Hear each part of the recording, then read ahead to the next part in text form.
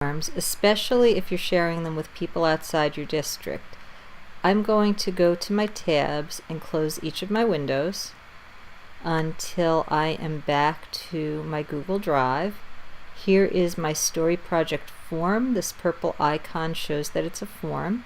Here's my tiny URL documents. The blue shows that it's a Google Doc. And if for some reason you close too much and this is gone, you can always go type in drive.google.com again and get back to the screen. If you click on the little circle in the upper right hand corner, it will allow you to sign out. And now I'm going to test my form by going to www.tinyurl.com/arcan-ncea sample 2017.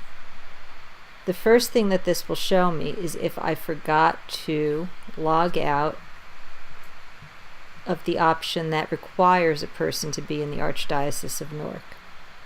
And here's my form. I can fill in all the answers.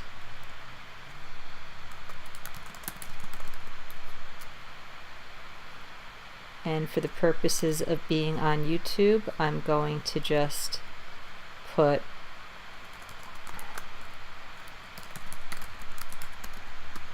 some fake answers there.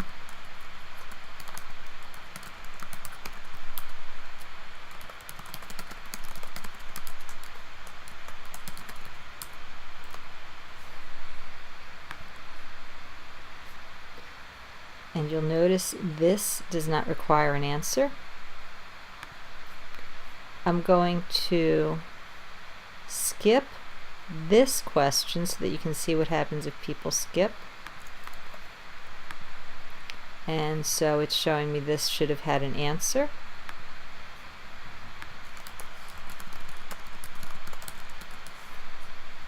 And once I submit, there's my message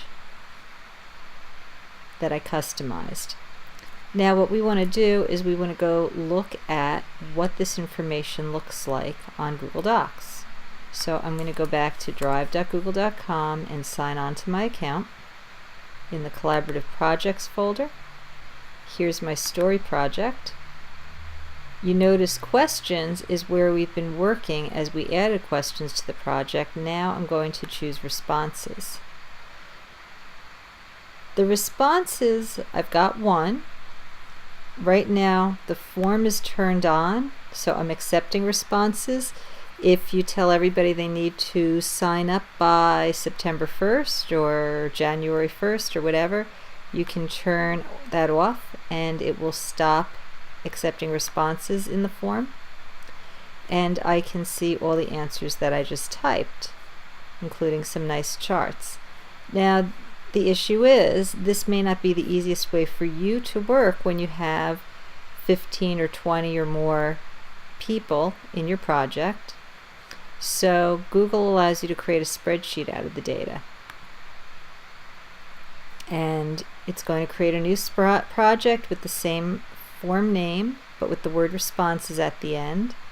And I'll say create. I find it very convenient to favorite this information. Once it's done working, I see a little star here. If I click that star, the star turns yellow, and in Google Docs I can find those forms under recent. And so it's just a really convenient way to see when something was updated. I also like looking at my files in list view, and when it's in list view, it allows me to see things sorted in order. So if any project has a response, it always floats up to the top. It can be convenient, just like any spreadsheet, to allow word wrap. I clicked on the number 1. I'm choosing Format, Text Wrapping, Wrap. And so it makes it easier to see those responses. Sometimes instead of having just a single row wrapped, I might be interested in every answer in a particular column wrapped, so I can click on the letter L. It highlights everything in column L, and again, Format Text Wrapping Wrap. Now I do not want my sample data in my responses, so I can click that number 2 and choose Edit, Delete Row 2. It's gone from the spreadsheet, but the spreadsheet is different from the forms. I don't want it in my form responses either. So next to the spreadsheet, I have the triple dots, and I can delete all the responses, and I have to confirm that yes, I want to delete it from this form, and it also gives a reminder that if I delete it from here first, the spreadsheet wouldn't be updated. So now we're just waiting for our responses.